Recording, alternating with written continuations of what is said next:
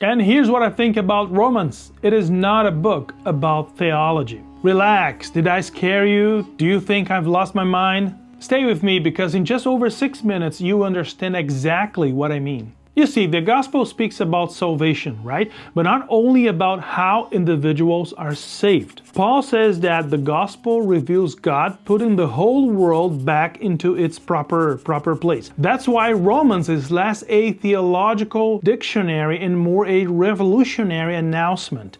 Romans is often seen as the most systematic explanation of salvation ever written. But it is much more than doctrine. Romans is a declaration that God has acted through Jesus to fulfill Israel's story, to defeat the power of sin and death, and to create a new humanity. And I'm going to show you why and how.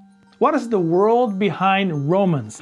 Written in Corinth around 56 or 57 AD to a church that Paul did not found and had not yet visited, Romans reveals a church deeply divided. Jewish Christians had recently returned to Rome after being expelled by Emperor Claudius in 54. During the absence of Jewish Christians, Gentile Christians became the majority and assumed leadership in the church in Rome. Now both groups were asking the same questions. Who truly belongs to the people of God? Does the Torah, the law, still matter? And Paul writes this letter to unite this fragmented church by showing the true value of the gospel.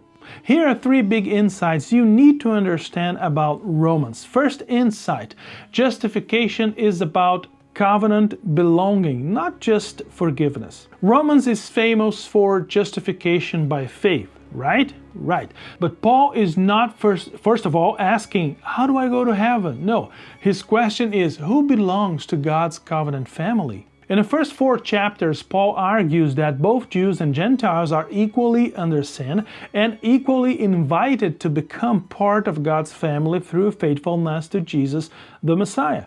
Justification, then, is the courtroom language. It means that God declares someone to be in the right or a true member of His people. That's why Abraham is the key example here, not because he followed the rules, no, but because he trusted God's promise before the law even existed. Faith, then, for Paul is not mental agreement, it's loyalty. It's trusting that Jesus is Lord and that through Him God is faithful to His promises. Insight number 2, the gospel is the defeat of cosmic powers. Romans is not only about personal sin, it's about enslaving powers. Sin, death, the flesh are not just behaviors, they are forces that rule humanity. In chapters 5 through 8, Paul describes salvation as liberation. Humanity enslaved in Adam, creation groaning under corruption, death reigning like a tyrant king, but through the death and resurrection of Jesus, a new kingdom has begun. And Romans 6 declares that baptism is a transfer of kingdoms. And Romans 8 announces that the Spirit empowers believers to live the life that Israel failed to live. Creation itself receives the promise of renewal. The gospel is not just forgiveness, it is new creation breaking into the present. And here's the third insight. Israel's story has not ended. Chapters 9 through 11 are often misunderstood or even avoided, but they are the theological heart of the letter. Paul faces a painful question there. If Jesus is Israel's Messiah, why do so many Israelites reject Him? And his answer is shocking. God has not abandoned Israel, and Israel has not been replaced. Instead, God is working through a mysterious plan in which Gentiles are grafted into Israel's story, and Israel is provoked to faithfulness.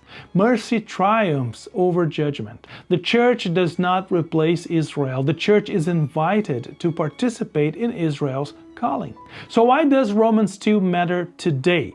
Salvation goes beyond a private transaction. It is participation in God's faithfulness where forgiveness, transformation, and hope belong together. Paul shows that faith is not merely believing certain ideas about God, but declaring loyalty to Jesus as Lord in a world still ruled by rival powers. For this reason, Romans clarifies the role of the church, not a cultural or ethnic group, but a unified, multi-ethnic family called to embody mercy, humility, and love.